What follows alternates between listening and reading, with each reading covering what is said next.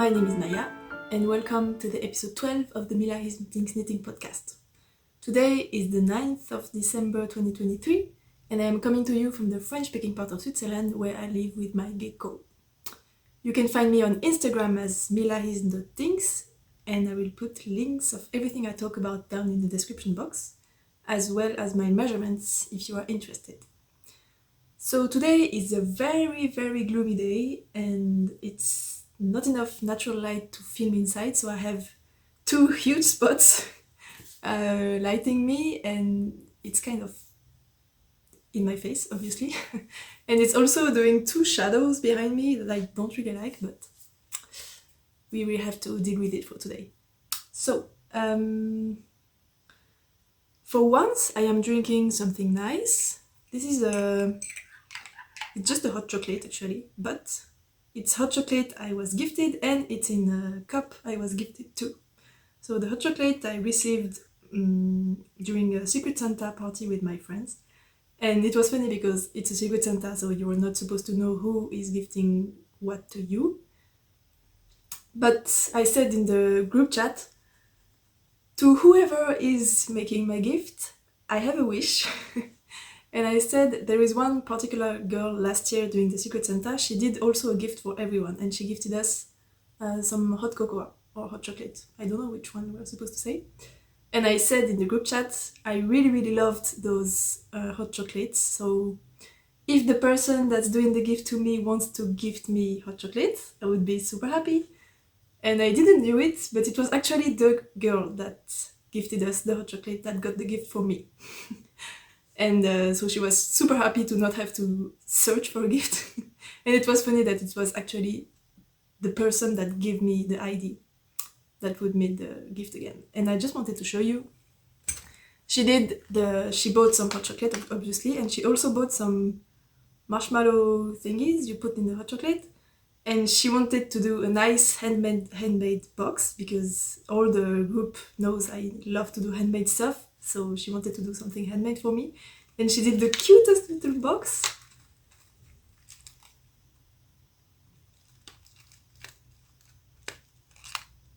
I'm hoping you can see it, but it closes with a heart. I don't know, it's just super cute. And she even put the tag of the marshmallows inside so that I would know when they come out of date. She's just so cute, I love her. So yeah, that's what I'm drinking. And I am drinking in a cup that I received at the wedding I mentioned a month ago. The mother from the bride's mother, she did those handmade ceramic cups for each person that was at the wedding. So that was a lot, maybe 100. I'm super happy. It's maybe my way of getting festive during this season, is to drink something that was gifted in a gift. So yeah. And this is the logo the couple who was getting married designed for them. It's really cute. It has their initials on them.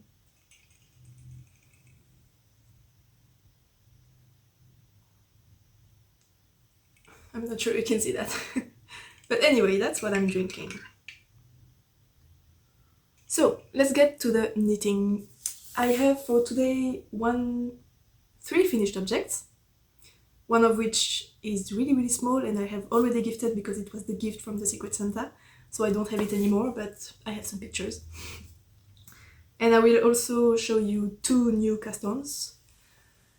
And I have one acquisition, which is my advent calendar that finally arrived, late, but I have it. But there is a plot twist, but I will talk about that when we get to that. And that's it, I think. So let's get into it. The first finished object I have is the one I am wearing, which is the Doppio Sweater by Sungi Hong, I think. She's Sungi Knits on Instagram, I think. And yeah, it's a compound raglan design. So there is a S-shaped raglan line on both the front and the back and everywhere actually. And it's really well fitting. I love it. I'm super happy about it. It's really warm and toasty because I am using unspun yarn. It's the knitted yarn from Honor Oak Air. The colorway is Amanita, which is obviously red. I held it double. I used 5.5 millimeter needles, and I knit a size 2. And for the inside of the collar, because this is the part where it's touching me the most, and this is my most sensitive part, I am using Gilliatt by the Room Natura, held double. I think that's it for the specs. Oh yeah, I decided to include the features from the Totally Tubular Turtleneck by Park and Knit, because I wanted to have a high turtleneck, long sleeves with folded over cuff. And yeah, just wanted that kind of silhouette for the sweater, but I wanted to use the compound raglan design from the Doppio, because that would fit me better than the straight lines, the Totally Tubular Turtleneck head. So that's it. And for the modifications I did to the pattern, I mentioned a lot of the sizing gauge issues I had in the last episode, so if you're interested you can go and see that one, which is episode 11. But I won't get again into that for today. So the modification I made, in an easy and short way to describe it, I just added some increased rounds before changing the increased weight for the sleeves. I added some here to get a deeper shoulder, or a wider body part, if you will. And then I removed some increased rounds before splitting for the sleeves. So that allowed me to get the same yoke depth while adding some stitches to the sleeve where I needed it. Because it's a compound raglan, so you are adding stitches in a different place depending on where you need them. Anyway, I just made that modification, and I also completely changed the decrease weight for the sleeves, and I made the modification, as I mentioned, according to the look of the pattern by Park and Knit. So basically, instead of doing the folded over collar, I knit a super long tube, like it's really, really long. I can I can hide into it. I did the double knit trick for the fold, so that it would fold where I want exactly. I think the blocking helped more than the double knitting row, but yeah, at least I tried. And did I modify anything else? Oh yeah, there are 4 seams included in the design, under the sleeves and on the raglan lines, as well as on the edges of the body, but I didn't do any of them because I am using a non-superwash, super rustic and grippy yarn, so it's not going to stretch out with wear or with wash, so I didn't need those 4 seams, so I just didn't include them. But the pattern is written, the samples of the pattern are made in superwash yarn, so I understand why they are there. I have 3 things to say. Not about the pattern, but I chose to use the Gilliatt Held Double, as I said, for the inside of the collar, and the gauge is a little bit too big, which means instead of cinching in the fabric for the collar, it's kind of pushing outwards and it's making this bulk of fabric there. It's not because of the construction, it's because of the collar that's a little bit too big. So I remembered after finishing the sweater that actually the yarn from the same manufacturer, the Room Natura, exists in just a heavier weight. So this one is worsted, and I had the worsted double, which made like a super bulky or whatever. And there is a yarn that's called Cyrano that is Aran weight. So that one would have been perfect to use single-stranded to do these parts. The gauge would have been perfect, but I forgot. And when I bought the yarn, I was at a local yarn store and they don't have the Cyrano yarn. So I forgot. I could have just ordered it and have a perfect weight for that. But it's okay, because in the end it just means that the collar is further from me in general. Like it's big and I have room, so in a way it's nice. I mean, it's okay, it's not bothering me or anything, and it's not changing the fit. It's not... Yeah, there is no other problem than visually it's kind of floppy. So yeah, that's it. The second thing is my gauge was a mess throughout the project, because for the swatch my gauge was like 13 stitches by 10 centimeters and 22 rows by 10 centimeters. And in the real deal, when I started the short rows on the back, my gauge was 15 stitches, which is what's recommended in the pattern. So I thought I would keep the 15 stitches throughout the project, but I didn't, of course. And when I was at the end of the yoke, I think I was back to almost 13 or maybe 14 and a half or something. And then I switched to magic loop when I picked up the sleeves to knit them. And magic loop, I tend to knit a little bit tighter than on the big circular. So my gauge is a bit tight, especially on the joint, and the joint happened to be on the top of the sleeve. So I have a bump. Maybe you can see it. I think it's right where the sofa is, so it's kind of hidden. But yeah, there is a bump happening there. And it's doing kind of a... Yeah, this is very visible. It's doing kind of as if I had a big t-shirt underneath. Yeah, this one. And, or like, how do you call them? Like princess dress sleeves. Do you see what I mean? I don't know how you call them, but like it's giving like that. I don't know. It's really bothering me because yeah, it's weird, and I cannot really. I don't know what to do because I cannot really block, or I could maybe just stretch or pull that part super hard to make the stitches a little bit bigger. But I'm afraid of breaking the yarn because it's unspun. So I don't know. I will probably just live with it, but it's a little bit annoying, but it's okay. And the third thing is also because of my gauge. The row gauge got a little bit bigger, I guess, in the yoke, so the yoke depth is a tiny bit too deep for my taste, because if I... Can you still see? Yeah, I can. Like, if I have my arms down, it's straight, but as soon as I lift my one arm, it's going super high. And I don't like it. If the yoke depth was a little bit less deep, it would do a little less of that effect. If you see what I mean. So yeah, it is probably because of my gauge. So that's it. It's not like I will still wear it, I hope. And I still love it. I'm super happy about the finished object, but yeah. Not perfect. But it's okay. I don't mind. It's okay, I still love it. My second finished objects, I forgot to take it out.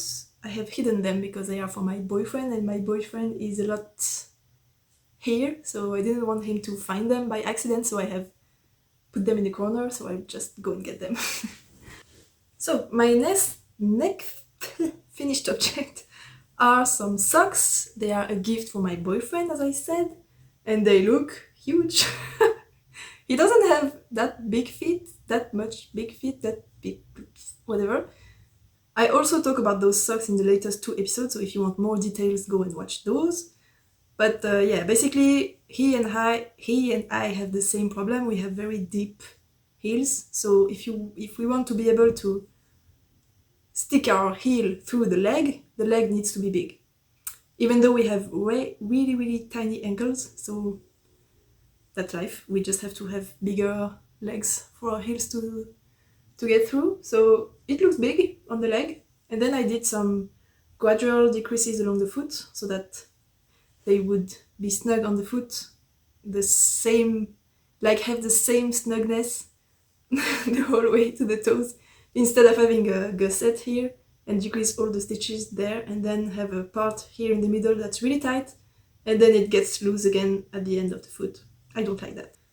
And I knit them on 2mm needles, so it's a really fine gauge, and I used 80 stitches because of the fine gauge. And the yarn is dyed by Le Bruit des Aiguilles, and the colorway names are, for the mini I used the black one on top here and on the heel. I had enough to do the toes, but I wasn't sure, so I didn't do it, but afterwards I noticed I had enough. but it was too late. So this one is called noir, which is black in French, and then the self-striping yarn is called hal. And until then, I didn't understand where it was from, because the dyer, she's using references from films or other TV shows to get inspiration for her colorways. And this one was called hal, and I didn't know where it was from, but I just remember this morning that in the film 2001 A Space Odyssey, the mad computer thing is named hal. So maybe it's from there, but then I'm not sure why it's not red instead of the yellow. But the center of the red eye is yellow, so maybe that's it. She wanted to make it a little less obvious, because the gray really worked well for that. So maybe that's it. I don't know. I don't think my boyfriend is especially a fan of Stanley Kubrick, but maybe. We haven't talked about that yet, so... I think that's it for those. I use the Fish Lips Kiss Hill. Oh, actually, my boyfriend works in a climbing gym, a bouldering gym, and I know all of his colleagues, and also his boss. And a few weeks ago, for some unknown reason, we were waiting at his boss' place for some other friends. Don't know how that happened, but whatever. And so we were at his place, and I saw he had hand-knit socks on his feet, and I was like, "Are your socks handmade?" And he said, "Oh yeah, I think it's my grandmother or someone that made them for me." No, he didn't say "I think." He said, "My grandmother," or step-grandmother, or someone makes them for me. I really, really love them. I wear them all the time. And I was like, nice. That's really cool. And then we had to leave, so I didn't talk about that further. And then yesterday we went climbing together with my boyfriend, some friends, and his boss. And we started talking about the Christmas gifts, and I said, I am knitting socks for my boyfriend. As I saw you were also wearing socks the other day. And he said, "Can I ask you to knit socks for me?" And I was like, what? Because apparently he loves hand-knit socks so much, but he doesn't have enough for his liking. So he thought, oh, if you are also making socks, you could be the other person that could make them for me, because my grandmother makes a lot, but she has a whole family to do socks for. And so he asked me, and he was like, "I will pay for the yarn and the work and everything, but I just love hand-knit socks so much." It was so cute. So yeah, maybe I will have a client to make socks for. We will see what happens, but it was just completely out of the blue. It was just so funny. So yeah. That's it for the socks, and the last finished object I have is actually using leftover yarn from these. I used 60 grams of the self-striping, and I used 14 grams of the contrast color to do the socks. And so I had some leftovers, and we had the Secret Santa party this week. So the person I picked, I thought she would like to have a can cozy. I will put a picture somewhere. And so I did that in like 3 days. And yeah, I just cast on, I used 2.25mm needles for this one. I cast on 60 stitches, because I took one of my socks that I knit on 2.25 with 60 stitches, and I tried to stick a beer can inside to see if it fit, and it fits. So I just made exactly the same thing for the can cozy. I just used the ribbing for the whole sock cozy. It's a 2x1 ribbing, and at the end I took a picture from the bottom. I did some funky decreases, helical shape or whatever. I thought it was nice. Then I picked up the cast on edge, and I did an I-cord bind off on the whole circumference edge thing to finish the cozy. And I used the same needle as for the rest of the fabric, because that's what I had on hand, and I wasn't at home when I did that. But when I first did the bind off, it was just too tight, and I knew I wouldn't be able to put the can inside because it was too tight. So I used the trick I saw on one of Stephen West's tutorials on YouTube, where he is showing how to do an I-cord boost Basically, you knit the I-cord twice before continuing to knit the fabric, basically. So I did that for the bind off, like I knit it was a 4 stitches I-cord bind off.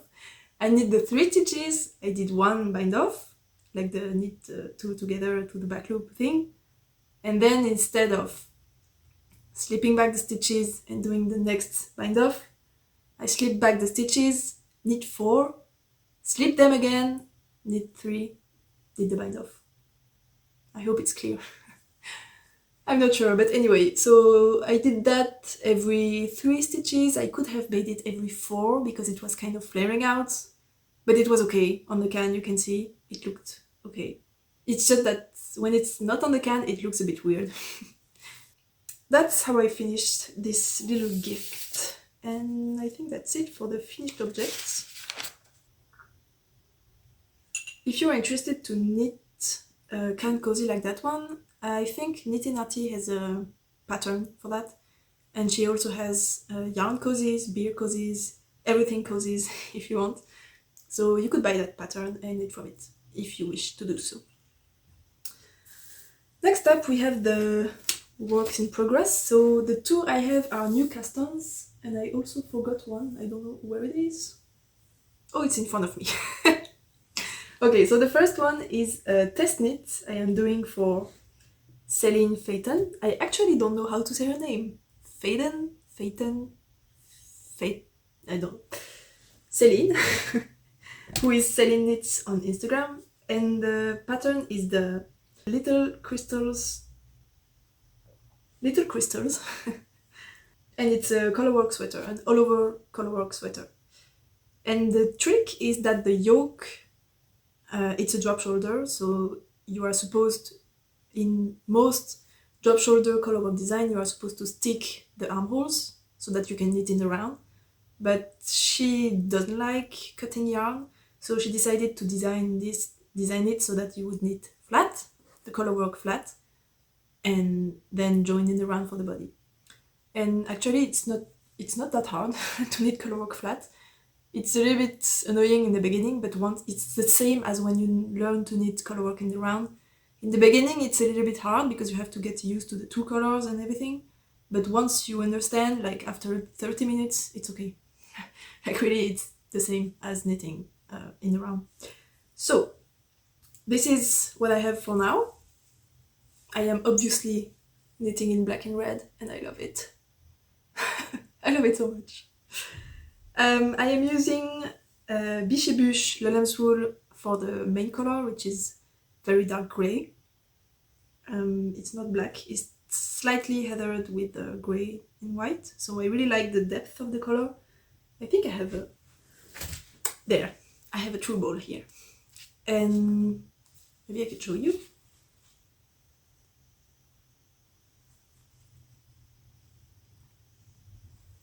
I hope the camera picks it up because it's black, so I'm not sure. So this is the main color, and I am using as a contrast color the same as this one. So this is again knitted in the colorway Amanita, but I am using it single-stranded, and I am holding it with this, which is BC Garn Bio Shetland. It's 100% wool. It's light fingering, heavy lace weight, so pairing it with this one, it makes a slight marl effect because the Shetland wood is slightly lighter than the red. Maybe you can see. It's not exactly the same shade, so it's doing the slightest marl, but you probably can't see it.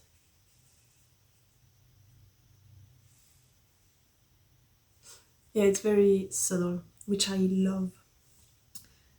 So this is the back piece, and I just started one of the fronts here. I just started the color work again, and the construction, it's a very trendy construction type because a lot of designers are using it in their designs lately. But I will have you know that the name of this construction is English tailored shoulders, which not a lot of people seem to be aware of, but Céline does, and she did gave that information in her pattern, which is really nice. Just to know how things are named is just a good thing a good, valuable information to have, I think. And I really think a lot of designers that use this construction actually don't know how it's named, which is kind of funny, but also it doesn't matter at all.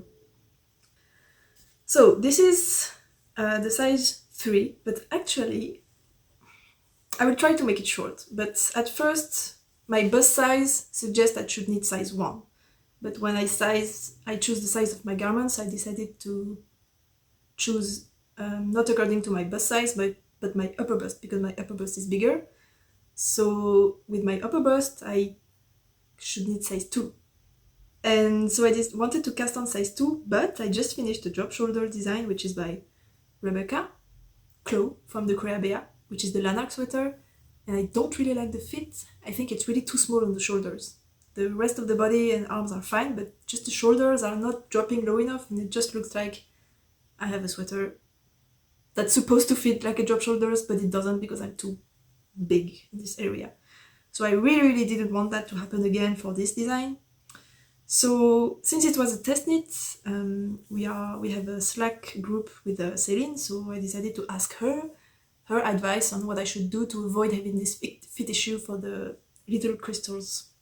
So we had a huge discussion for maybe 2 hours. We were exchanging pictures and just trying to understand how and why all the drop shoulders I have knit until now don't fit.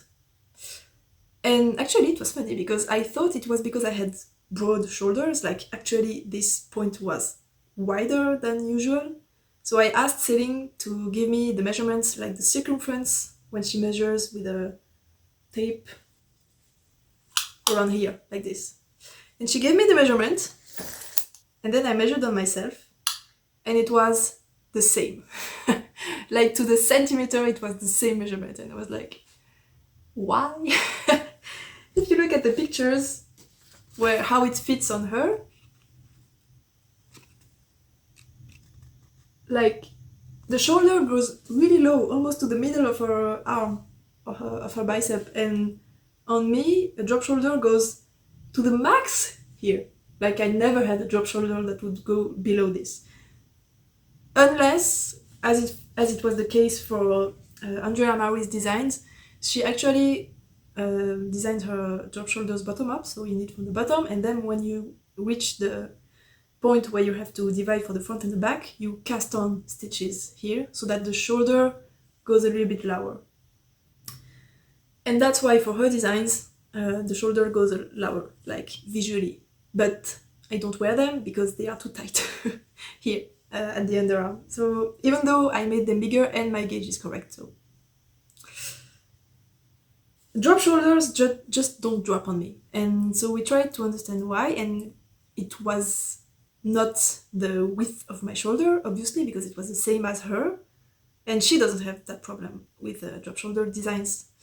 And finally, after a lot of talking, we discovered that actually the problem is on my back, like my trapezius, which are just huge on my body. And I know why. It's because of all the climbing I do. I have a lot of muscles on my back, and the shoulders don't actually get wider, but the back like gets bulkier in this direction. Which is a little bit more difficult to see, and actually you can't really see it on myself, but you can see it as a result of how stuff fits me. Like even basic t-shirts, the shoulders tend to go up because what's happening is, like, the end result is that my shoulder, like the dropping point of my shoulder, is very low compared to the base of my neck. Like there is a big height difference between the two. So I am like a big triangle shape. I have very droopy shoulder. Oh, I don't know how you would say that, but basically what it's doing is that I need to have a longer distance between the base of my neck and my shoulder because it's a diagonal line. Kind of. And also my back is bulky, so it's kind of pulling all the fabric up there and to the back, which means my shoulders tend to fit like that. which is not a problem with round yokes and less of a problem with raglan that have a good shaping like this one. But for drop shoulders, it doesn't work. So what we noticed on the lanark is that there is no shoulder shaping. Like when you cast on the stitches for the shoulders, it's flat. And that's why it's the one that fits me the worst. Because the Andrea Maurice patterns have a little bit of shoulder shaping and they are slanted on the shoulders. Which is also the case for the little crystals. So we thought maybe size 2 would fit correctly. Because on top of that, it also has back shaping, back neck shaping, which means the back collar is a little bit curved to the inside. So that the back can, I don't know, it just sits better on the back of your neck. So we thought maybe that would be enough to make this design fit me correctly. So I need size 2. And the fit was the same as a lanark. I have a picture. It's a little bit tricky to see because I just wanted to join the fronts as quickly as possible. So I just need the back until the point where you stop the pickup for the front. And then I joined the fronts, did a try on, and when I tried it on, I pulled as hard as I could without breaking the fabric so that I would kind of mimic the weight of the sleeves and also just see how far I could get. And it was going like there, not much lower, which is exactly the point that irritates me. Because if it's higher, it can look like a sedan sleeve or normal shaped sweater. And if it's lower, it's okay to drop shoulder, but just in the middle, it looks like either a sweater that's too big or a sweater that's too small, but it doesn't look made on purpose, which is why I don't like it. And as I said, I pulled very hard on it, so I think the collar will actually pull it a little bit more to the inside, so it wouldn't go as low as that if I don't pull it, even with the sleeves on. So I ripped it out. I ripped all my color work, which was especially annoying because I was using the unspun, and even though I was using another thread with it to make it sturdier, it's still difficult to unravel. So I unraveled everything and then I started again with size 3. And I was looking at my color work. I had finished the back piece, which is this one. I went all the way to here and I was looking at my color work and I was like, it looks messy. It doesn't look good. And I know when I need color work in the round, it looks way better than that. I have a picture actually. And I was like, I am missing something with my dominant colors because I thought, actually, spoiler alert, I was. Because I thought, I don't know why I had that in my mind, that when you are holding one color in one hand and one color in the other hand, that's what I do when I need color work, the dominant color is in the right hand. Because I had a trick in my head to remember that the dominant is always right, which is really problematic as a saying, but it just helped me to remember. And it's wrong. Like, the dominant is in the left hand. So, yeah, anyway. And when I switched to the wrong side of the fabric, I thought, oh, if I am switching the fabric, I need the dominant to go in the other hand, the left hand. I was holding the dominant in the right on the wrong side, no, on the right side, and the dominant in the left on the wrong side. But actually, you don't need to switch yarns for dominance when you are knitting flat. Which meant that when I was on the right side, my dominance color was wrong, it was switched. But when I was on the wrong side, it was correct. Because what I really needed to do was holding the dominant in my left hand all the time. Like on the right side and on the wrong side. But I was holding it on the left hand only on the wrong side. So of course I was having a weird effect on my color work. And it's only when I finished the second back piece, because it was already frogged once, that I noticed. I checked actually on Google, on what side do you have to hold the dominant color when you are knitting color work? And it said left, and I was like, no!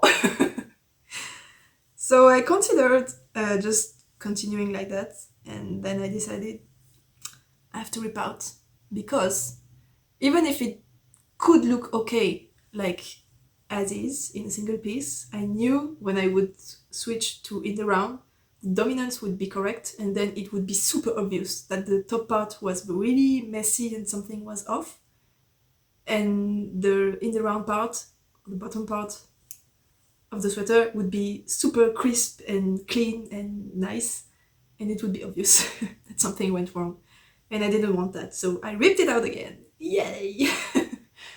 And I had to throw away the unspun yarn I used there, because frogging twice unspun single-stranded, you cannot use it again.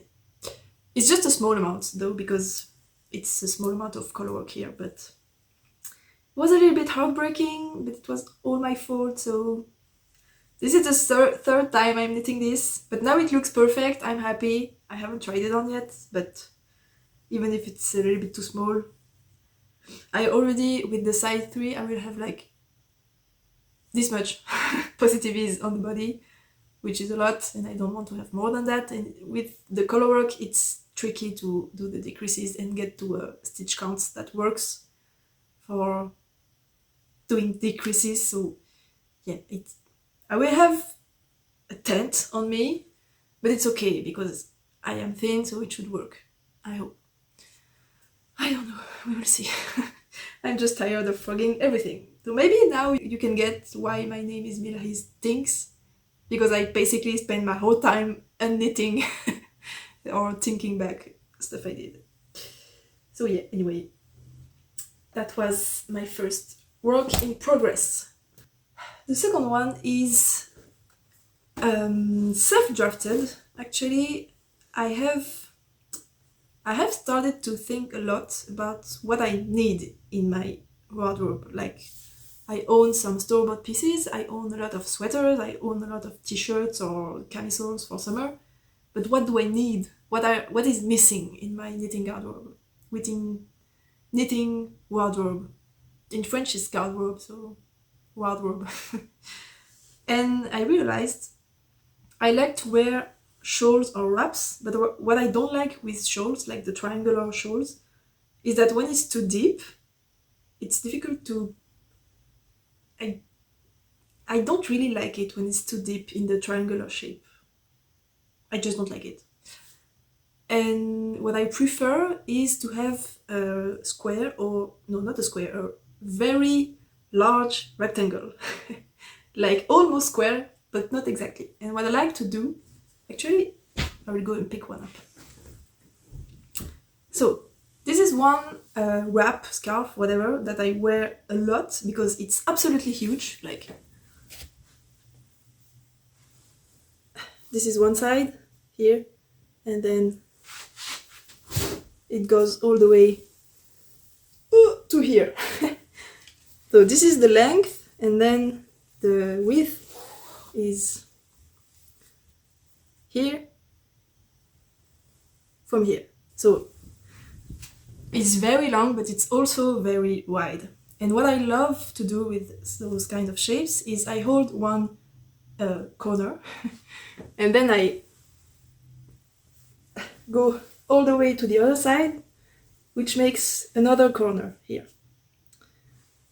Then I hold one side, not too far from the corner. I put it on me like this.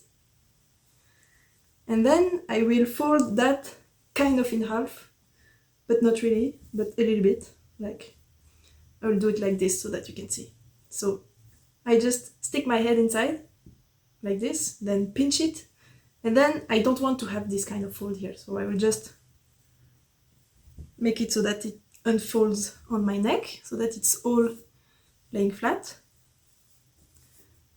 And then I will take the fabric that's underneath there, very far away from me, and then I bunch it up all the way closer to me. And the point of that is to have like this here, hanging there, because I want that to be on the front of my neck, like this. And this gives me a huge thing that protects that whole part in front, because my coat is usually open until here, so that this is covered, and I have a nice shape with my coat with a v-neck like this, and it still warms me up where I need to. So this is my favorite way to wear a wrap. And what I don't really like in triangle shawls is that this part is coming too low here, and the fabric is distributed all the way here, and then there is like a single layer here, which is the part where I need to have a lot of fabric, and then the wind comes in and it's just cold here and I don't like it. So, and usually the points here are not exactly long enough and they just tend to fall off, and yeah, it just annoys me. I don't like it. So that's how I wear my wraps. So I thought, this color doesn't suit me at all. Like, I really love it, but I just look, I don't know, I look dead inside this. I prefer to have brighter colors like this one, or colder colors in general. So I thought I need to have something that has this shape, that is knitted, and that is a colder color scheme. So I thought, what do I have in my stash that I could use? And actually, this is how I work for knitting. I have something in my stash that I will try to find the perfect project for months or maybe years. And I have some ideas and I think, oh, maybe I will cast on, but I'm not feeling it 100%. And then I think, maybe I will change it up, I will maybe mix it with something else, and I don't know. And it just lasts like that for months. It's super long. And suddenly, I have a genius idea and I need to cast on right away because I know this is the project, like the perfect project. And it's exactly what happened for this yarn. So this is the yarn I used for my Stephen West Mystery Knit Along from last year, the 2022. And this is Ching Fiber Dashing Sassy yarn, which is 50% merino, 50% silk, I think. And the third one is down there. Maybe I'll put a picture of the finished object, but yeah, those are my leftovers. I also had that. That's a lot of leftovers. On total, that's 220 grams, which is more than half, because I bought 4 skeins. No, that's not true. I bought 5 skeins, so it's a little bit less than half of the yarn left, which is super annoying. I hate that, but whatever. So I had this yarn in my stash for a whole year, and I didn't know what to do with, because it's a single ply, and I don't really like single ply. And it's really drapey, it's beautiful, super soft, but I couldn't find anything that could work for those. Since I don't really like triangular shawls, I didn't want to... I don't know, I couldn't find the perfect project for it. And then in October, I went to a fiber festival near me, and I bought 3 skeins of this, which is a mix of 50% yak and 50% silk. It's undyed, so it has a really nice metallic color, but it's also a warm dark gray. I don't know how to say it. Like it's kind of beigey, which I don't really like because I don't like warm tones. But in the shop where I bought it, there was a sample of a shawl that was knit with that, and it was garter, and 1 row of garter was with this one, and 1 row was with a dark blue, very similar to this one actually.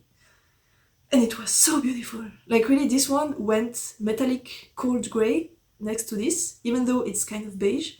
And I was looking at the sample. I was looking at the sample, and the lady in the store was like, "Oh, have you seen that? It's so beautiful. This yarn looks like warm, but actually when you knit it up with a cold tone, it looks cold. It's so amazing." And I was like, I need it. So I bought 3 skeins, and at the time I wanted to hold 1 strand of this with 1 strand of Nutidan in a turquoise teal colorway, because I thought I would get a nice marred effect. But I didn't cast it on because I could feel something was off. And the thing is, this is very soft, very drapey, very luxurious. And I thought it would, like, the nice properties of the yarn would be lost if I marred it with a really rustic and grippy and hairy yarn like Nutiden. And I just thought it was a little bit a shame. So I didn't cast it on. And then I realized I have blue. I have very cold blue tones that would work really well because those are also very drapey. It's silky, drapey, and it's just a perfect combo. And I was like, I need to make a shawl with that. So I decided to knit a rectangular wrap using those colors together. And then I decided I want to knit garter and brioche because I love that, and I need brioche in my life. So I started to look on Ravelry if I could find a rectangular. I was very specific about my research. I wanted a rectangular wrap, very deep, very big, that used a main color with brioche and garter and some contrast colors. And the best I could find was how it's called? The Get Your Fade On by Susan Sommer, which is apparently the queen of wraps or shawls with brioche or cool techniques or whatever. So she has a lot of patterns, but this one was the simplest I could find and was the closest from what I wanted. And then I caught myself trying to think how I could modify her pattern to do exactly what I wanted. And then I thought, if I'm about to make so many efforts trying to modify a pattern to get exactly what I want, why don't I just cast on what I want and just... Because I know how to do brioche, increases in brioche and garter and everything. I have all the techniques. So why would I need a pattern to modify when I could just do it myself? So I cast on. So this is the result. For now, it's just the beginning. So this is, for me, this is the right side.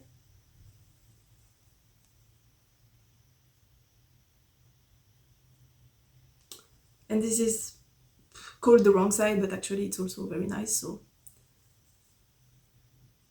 here you can see the striping a little bit more. And the brioche has the gray on the top, and I used this one, the light gray. This is a really cool color because it is like, it's kind of metallic. It has purple and blues. It's so beautiful. I really, really like this one. So on this side it's the metallic on top, and here it's the light blue on top, and then the dark gray. No, light blue, the light gray on top and the dark gray underneath. And I love it so much! It's so beautiful! I am so happy about this. I kind of messed up here with my floats because I'm carrying the yarn on the side here, and I forgot to leave floats long enough, so it's a little bit bunching. I don't know if you can see that, but yeah, I kind of messed up. But anyway, it's okay. It's the corner of the shawl, I don't care. And it will probably be a shape like this in the end. So yeah, I really like how this is coming up. I just love it so much. And I'm especially proud because this is one example where I took the time to find and to listen to the song the yarn wanted to sing. And yeah, I have found it, and it's just so perfect. It's working so well. If you could feel that, it's so soft. I'm so happy. So yeah, this is self-drafted. It doesn't have a name, obviously, and I don't know if I will give it a name one day, but yeah, this is it.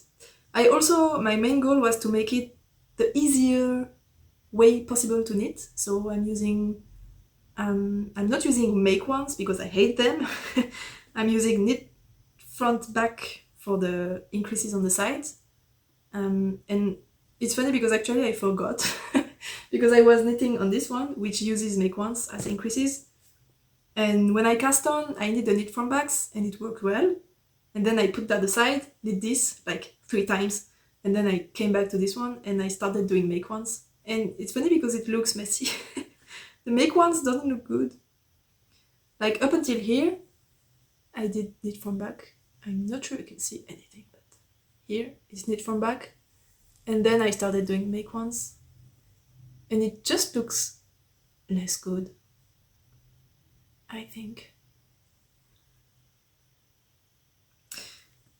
Maybe it's just me. But anyway. So, did I wanted to say anything else? Oh yeah, for the choices I made to make it simple, so... And also why I didn't choose the Get Your Fade On by Susan Somers. Like, there's no fade, there is no cutting yarn at every section. I'm using the same for this one and the brioche, and then I'm switching to the next color for the whole garter and brioche section so that I have the least amount of ends to weave in.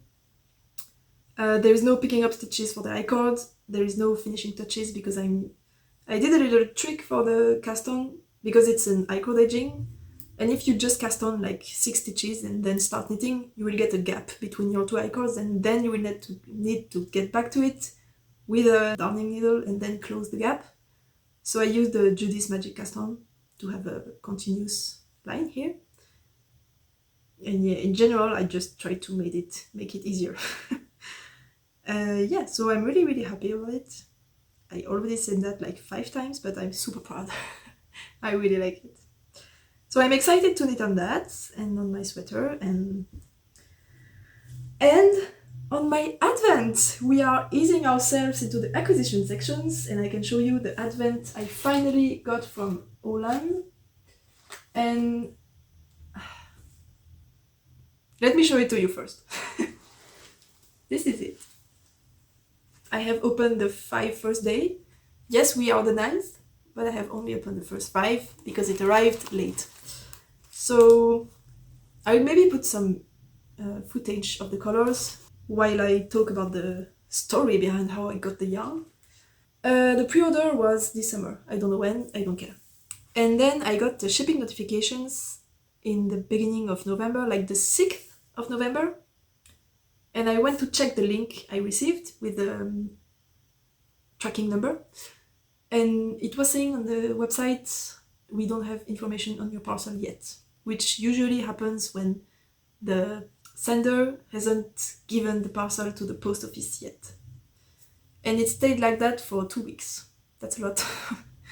And it was more than mid-November. It was the 23rd. I sent an email to Jess, the person behind Olann, and I asked her very nicely, do you have any information on why that parcel wasn't sent out yet? I didn't get an answer for a whole week. That was 3 weeks after I got the shipping notifications, and still no information about it. It was maybe like the 26th or 27th of November, and I was like, I will never get my yarn in time. It's impossible. So I went on Instagram, tried to find some information on Olann's page, and under her last post, there was some comments from people asking where is my parcel, because apparently the same thing was happening to them. So I answered to one of that comment. It was from 1 week ago, so I said, hey, I don't know you, but I sent another email at that moment, second email.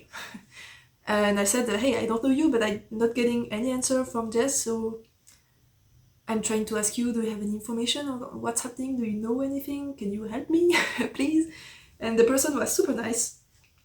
And we started chatting, and she basically said her order was deleted, like completely deleted. And the tracking number she was given was not a tracking number, it was the VAT number from Jess. At least my number was a real tracking number, but I was like, oh, there is a lot of shady stuff happening. And I hope my order was not cancelled too, because, yeah, I don't know. So she said, maybe you should try sending another email, because she got an answer 1 week ago when I sent the first email and I didn't get any. So she just gave me the address she sent the mails to, and it wasn't the same as mine. So I sent my 2 emails to that new address, saying, hey, I sent emails to this address, didn't get an answer, I'm sending them again. And then I got an answer immediately from Jess, and she said, I'm so sorry. She said, no, I explained in my mail, I just moved, so if you haven't sent the parcel yet, here is my new address so that you send it at the correct address. But if it's already sent out, no big deal. I just wanted to know what's happening and why my tracking number isn't working. And she answered, oh, I just moved also last week. I haven't had the time to check the parcels, and also I just changed courier, so all of the customs and checking orders and everything is new to me, so I didn't saw something was happening with your parcel. So I'll go and check. And she sent me a new link with a new tracking thing. It was not a tracking number, it was just a link to the tracked parcel. And I couldn't see anything, the link wasn't working, but she said for now it's stuck in the Netherlands hubs, which is weird because Switzerland is not in the UE, so all custom clearance happens are at our border and not in the European hub, because we are not in the EU. So I was like, why is it there? And why is it there for 2 weeks? And yeah, I just thought it's okay. If the parcel was sent, it's going to get there eventually. I just need to wait. And 3 days later, I received the mail from DPD, which is the postal courier that was delivering the parcel. And their new link worked. And I could see the parcel was shipped on the 21, which is the day I sent my first email. So for 2 weeks, the parcel was actually not even, it hadn't even left the house. So it wasn't stuck in the customs, actually, it was just not on its way. So that was kind of reassuring because, I don't know, I could know where it was at that point. So I just waited, and after a week it finally arrived at the border, and then I could arrange for the shipping so that I would get it delivered in a store and not at my old address, so that I could go and pick it up myself. So that's what I did, and I was super happy. I was like, yeah, I finally got my parcel, so nice, I can have my advent and I can open each day and get excited and get all festive and everything. And I opened the parcel and I was like, wow, all the minis are just thrown inside the package. Like, I don't know, an advent is kind of a whole experience, you know? And you don't sign up to have the most magical experience in life when you buy one, but I'm kind of expecting something a little bit more romantic or something, especially when I see other people's advents that are like in nice boxes, and there are teas and there are stitch markers and there are little gifts and little thoughtful things inside. And yeah, I have a picture. It was like, oh, she just threw the minis inside the bag and she just posted it like this. And I was like, it's okay, I don't mind. Actually, it's not a problem. I just bought yarn for the advent and I got yarn, so it's fine. It's a little bit less nice, but it's okay, I don't mind. And then I started putting all my yarn next to each other. They were numbered with little stickers. And then I saw, oh, I'm missing this one. Oh, I'm missing this one too. Oh, 2 are missing there. Oh, another one here. And then I put them all out, I took a picture, and I had 5 minis missing. It's a lot. I was so disappointed because, yeah, I don't need to explain, I was just disappointed. So I sent an email to Jess again, explaining what happened, and then I sent a picture, and I said, I really think it's the customs that lost them, because it wouldn't be the first time, and yeah, since it was just thrown in a package like that, I'm not surprised the customs opened it and something fell, they didn't saw it, checked, opened one, closed it again, and then sent it again without checking that something fell on the ground. I mean, there were 24 of them, how were they supposed to check if all of them were back in the package again? That's why you don't wrap things like that in a single... whatever. Whatever. So she answered immediately, which was really nice, and she said, oh, I'm so sorry. Usually the customs, if that happens, it's only 1 or 2, but 5 is a lot, so... But I have replacement ones, especially for that reason, so I will send another packet to you.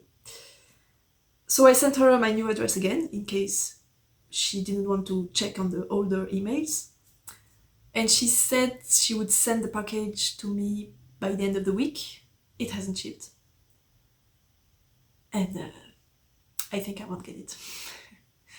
Because the person I mentioned before that I started talking to get some information on my package, her order was cancelled. It was not Jess who cancelled it, but it was just just something happened in the system and it was just deleted. Like really no luck. Just didn't do anything about it. But she was so bad at answering her, and she said, I'm going to send you another one, but she didn't, and it has been weeks since then. And so the person said, okay, just give me a refund. I don't care about the yarn anymore. I'm just tired of this. Just give me a refund. And she didn't answer. And I think she has asked a few times already, and she still didn't get an answer. Nor did get a refund, nor did get her yarn, nor did get a working tracking number. So I talked to her again today, and she basically said, I won't get anything. And I just stopped hoping because it was just doing me bad. I don't know how you say that, but yeah. So I think I won't get my yarn. That person also said to me she's receiving the newsletter from Olann and just sent a letter saying basically she's closing business for real this time, because she announced that last year, but then she started doing some pre-orders again during the year, and she did the advent.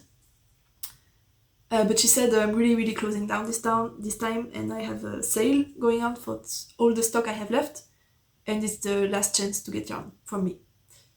And I don't know where I wanted to go with this one, but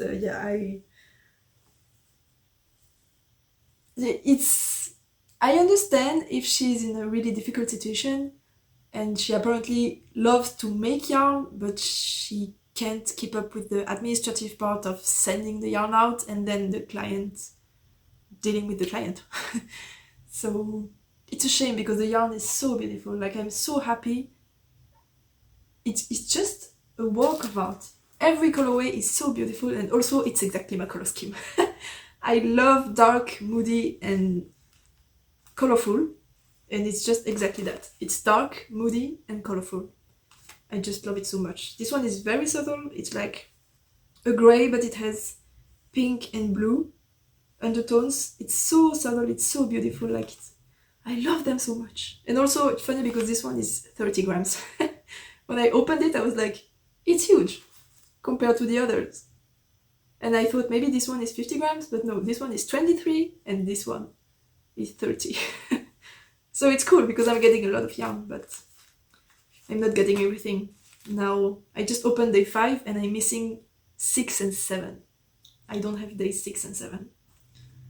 And it's a shame because it's a fade, so I will have a hole in my fade.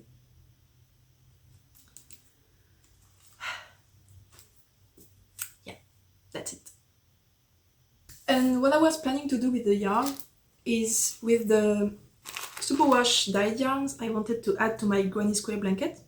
But when I opened this one, it was so beautiful, and I had finished all my other squares, so I was like, I need to wind it up and crochet it. But it's so pretty, I was like, I can't. It's impossible, it's so pretty, I can't.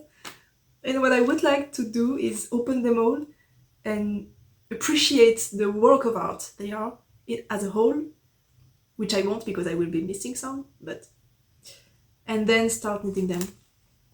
So that's why I haven't started the project yet. And with the non-superwash milled yarns, I want to make Sweet Shop blanket by Laura Penrose using a black contrast yarn that I ordered 10 days ago, but still haven't arrived, but it shipped 2 days ago, so it should be there Monday or Tuesday.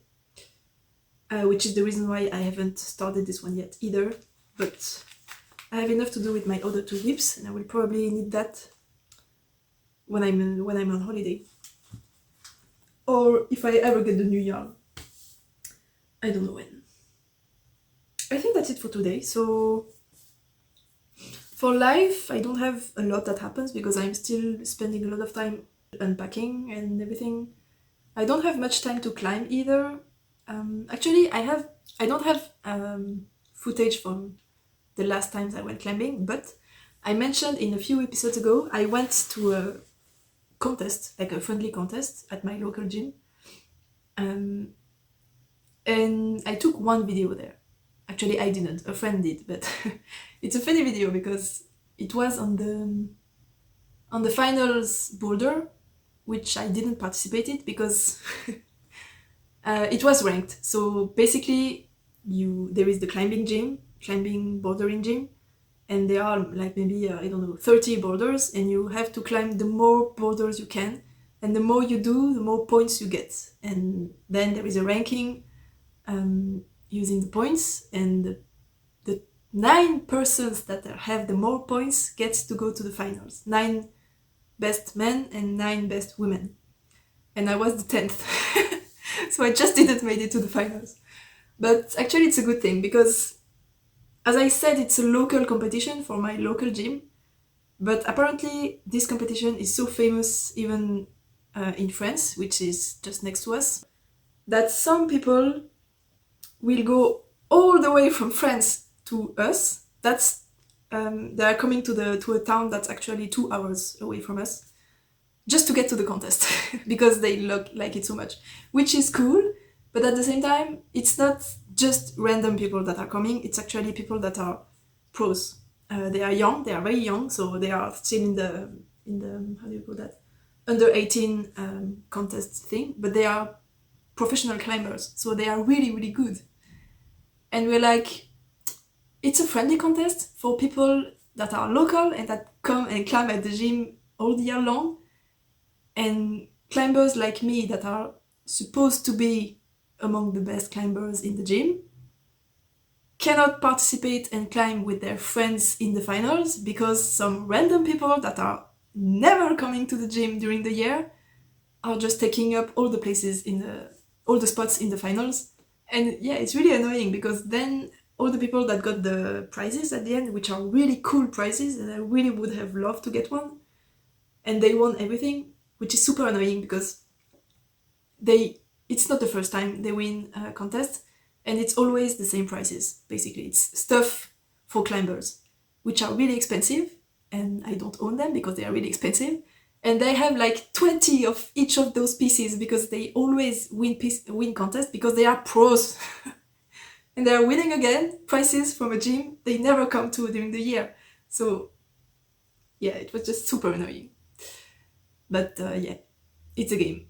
I think next year, as I said, my boyfriend works there and I know everyone from the staff, and next year they'll probably send a nice email to those persons saying, hey, you can participate, but if you make it to the finals, you cannot be in the finals because we have to give the opportunity to people to win the prizes even if you are there, because it's just unfair if you win the prizes every year and you are not even coming during the rest of the year.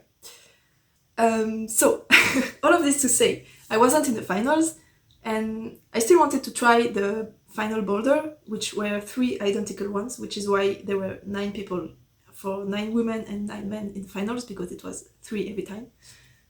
And I have a friend that works at the gym, and she's also really strong. She's way stronger than me, actually.